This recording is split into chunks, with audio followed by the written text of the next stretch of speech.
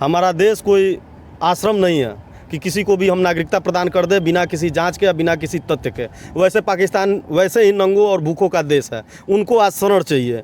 अगर उनकी ये हालत है कि वो अपनी बीवियों को या बेटियों को संभाल के नहीं रख पा रहे हैं, तो मैं तो ये चाहूँगा कि हमारे यहाँ के युवा इस बात का इंतज़ार कर रहे हैं कि वहाँ की जो भी लड़कियाँ हैं अगर हिंदू धर्म स्वीकार करके हिंदू रीति रिवाज से हमारे भारत में आए तो हम लोग तमाम हमारे देश में ऐसे युवा हैं जो उनको एक्सेप्ट करेंगे और उनके साथ विवाह कर सकते। पहली बात कि शरणार्थी और घुसपैठिया दोनों में बहुत ही ज़मीन और आसमान की अंतर होता है। शरणार्थी आवेदन करता है, हाथ उठाता है और कहता है कि मैं भूखे मर रहा हूँ, हमें शरण दीजिए। लेकिन सीमा हैदर की सहानुभूति जिस प्रकार से देश में उमड़ रहा है उससे मैं एग्री नहीं हूँ।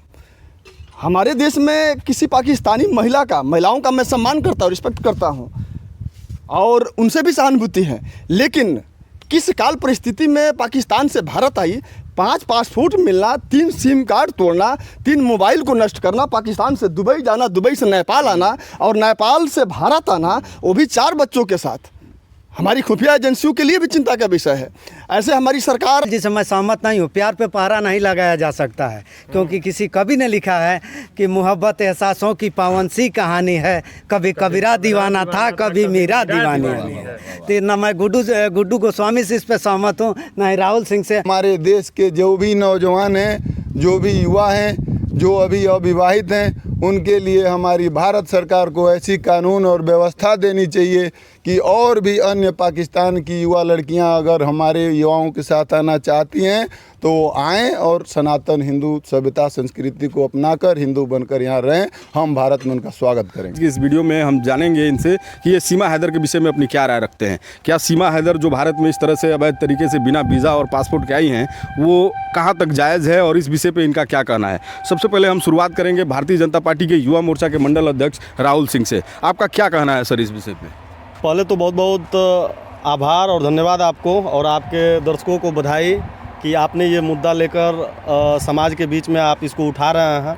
मैं इस पे ये कहना चाहूँगा कि मैं सीमा हैदर से सहमत नहीं हूँ, बिल्कुल सहमत नहीं हूँ, क्योंकि अचानक ऐसे हमारे देश में कोई नहीं आ सकता है। हमारा देश कोई आश्रम नहीं है कि किसी को भी हम नागरिकता प्रदान कर दे बिना किसी जांच के या बिना किसी तथ्य के। वैसे पाकिस्तान वैसे ही नंगों और भूखों का देश है, उनको आज शरण चाहिए।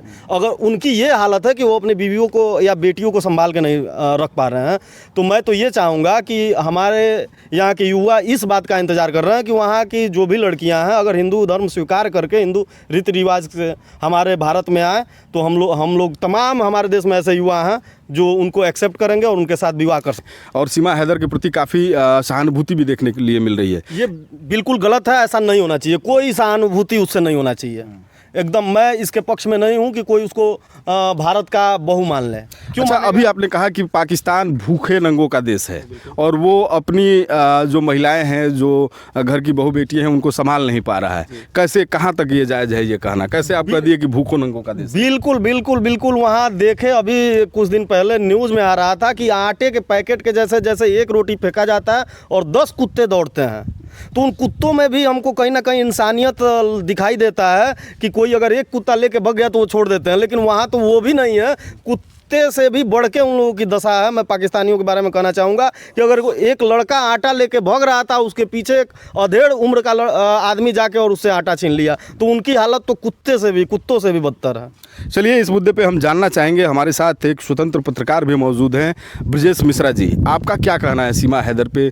आप कहाँ तक सहमत हैं जो राहुल सिंह ने जो बात बताई? सीमा हैदर पे जहाँ तक मेरा मानना है कि वह वहाँ के व्यवस्था में, स्थिति में, परिस्थिति में कहीं ना कहीं जिस धर्म को, जिस मजहब को, पंथ को मानती हैं, उससे वह रुष्ट रहीं, असंतुष्ट रहीं। वहाँ उनको सामंजस्य नहीं बन पाया, जिस वजह से उन्होंने भारत के सभ्यता, संस्कृति, सनातन को और इसके खूबियों को देखते हुए, सहमति समझते हुए यहाँ भारत आईं। यह अलग बात है कि उनके पास यहाँ आने के क्रम में पासपोर्ट नहीं था, वीज़ा नहीं था।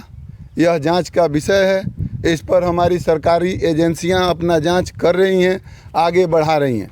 अब सवाल यह उठता है कि क्या सीमा हैदर को हमें अपना लेना चाहिए या फिर उन्हें वापस भेजना चाहिए।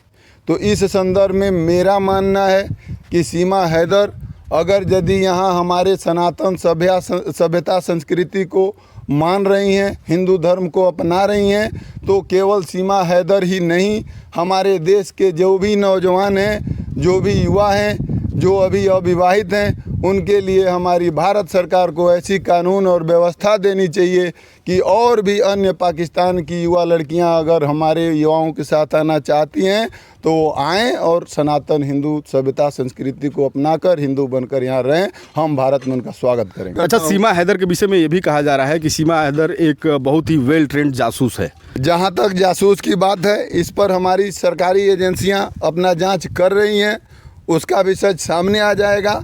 और मैं जहाँ तक अपना अगर मंतव्य और मत रखना चाहता हूँ तो मैं यही कहना चाहूँगा कि हमारी भारत सरकार, हमारी सरकारी एजेंसियां इतनी सक्षम हैं कि कोई उनके नज़र में आने के बाद जासूसी नहीं कर पाएगा और नहीं कर सकता है। और उस परिस्थिति में अगर वो यहाँ से वापस नहीं जाना चाहती हैं तो उनको नहीं भेजना चाहिए। यहाँ की नागरिकता हिंदू धर्म अगर मान लेती हैं, स्वीकार कर लेती हैं, तो उनको दिया जाना चाहिए। अच्छा, आपका क्या मानना है, सीमा हैदर का इस तरह से भारत में आ जाना कहाँ तक सही है? श्रीमान जी, सबसे पहले तो मैं बहुत ही सेंसिटिव मुद्दा है, इसको हल्के में मैं नहीं कह सकता हूँ। पहली बात कि शरणार्थी और घुसपैठिया दोनों में बहुत ही ज़मीन और आसमान की अंतर होता है। शरणार्थी आवेदन करता है, हाथ उठाता है और कहता है कि मैं भूखे मर रहा हूँ, हमें शरण दीजिए। लेकिन सीमा हैदर की सहानुभूति जिस प्रकार से देश में उमड़ रहा है, उससे मैं एग्री नहीं हूँ। हमारे देश में किसी पाकिस्तानी महिलाओं का मैं सम्मान करता हूँ, रिस्पेक्ट करता हूँ और उनसे भी सहानुभूति है। लेकिन किस काल परिस्थिति में पाकिस्तान से भारत आई, 5 पासपोर्ट मिलना, 3 सिम कार्ड तोड़ना, 3 मोबाइल को नष्ट करना, पाकिस्तान से दुबई जाना, दुबई से नेपाल आना और नेपाल से भारत आना, वो भी 4 बच्चों के साथ, हमारी खुफिया एजेंसियों के लिए भी चिंता का विषय है। ऐसे हमारी सरकार और खुफिया एजेंसियों पर मुझे पूर्ण विश्वास है, वो जांच भी कर रही है, तमाम तरह का इनपुट भी मिला है। ऐसे खुफिया एजेंसियाँ, तमाम ISI के जासूस ऐसे ही शिक्षा, दीक्षा, रूप, रंग, वेशभूषा धारण करके भारत सरकार के अंदर आने के बाद यहाँ घुसपैठी, यहाँ के संवेदनशील जगहों का लोकेशन और सेंसिटिव मुद्दे में हस्तक्षेप करना और देश में दंगा फसाद का भड़काने का काम 1947 से आज तक किया जा रहा है।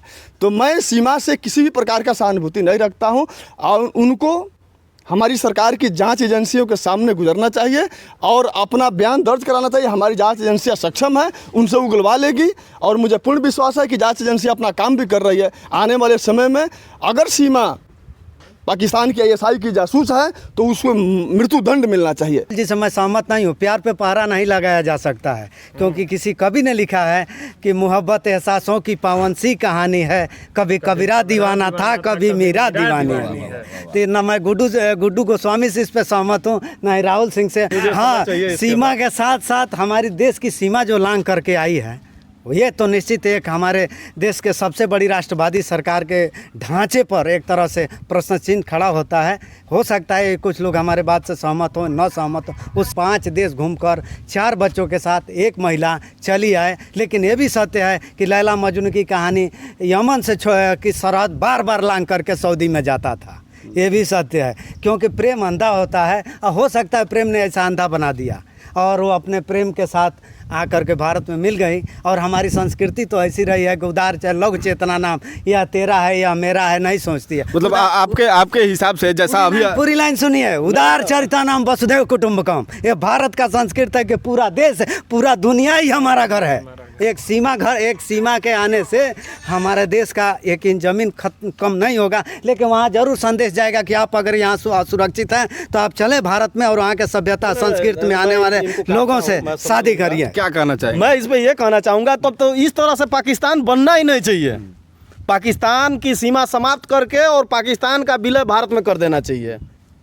और दूसरी बात ये जो कहा है, कभी कबीरा दीवाना, मीरा दीवानी थी, कभी कबीरा दीवाना था, तो यही आप जैसे लोग हमारे सनातन संस्कृति को, तो आप, और इसमें आप अंतर नहीं प्रेम समझते पर हैं। पहरा लगाएंगे, आप मैं प्रेम पर पहरा लगाएंगे। मैं प्रेम कृष्ण पे- भगवान नहीं, कृष्ण मैं ने आपके प्रेम नहीं बीच- किया, पूरे मैं- मानवता से नहीं, प्रेम किया। पहले आप सुनने हाँ। की क्षमता रखिए। अरे आप भी क्योंकि पहले देखिए, तर्क लॉजिक देने के सेकुलर- तो आप एक कहिए। पत्रकार हैं, ठीक है, सेकुलर आप बनना दिखावा हम सेकुलर चाहते हैं, नहीं अलग हैं। की बात है, हम लेकिन भारत मैं- के हैं। मेरी भी बात सुन लीजिए, आवाज तेज होने से आवाज दम नहीं जाएगी। और तेज बोलिए, मैं आप ये भी कह बोलिए। रहा हूँ कि ये बताइए कि कभी कबीरा दीवाना था, कभी मीरा दीवानी थी। हाँ। मीरा कृष्ण के भक्ति में लीन थी, हाँ, भक्ति में दीवानी थी।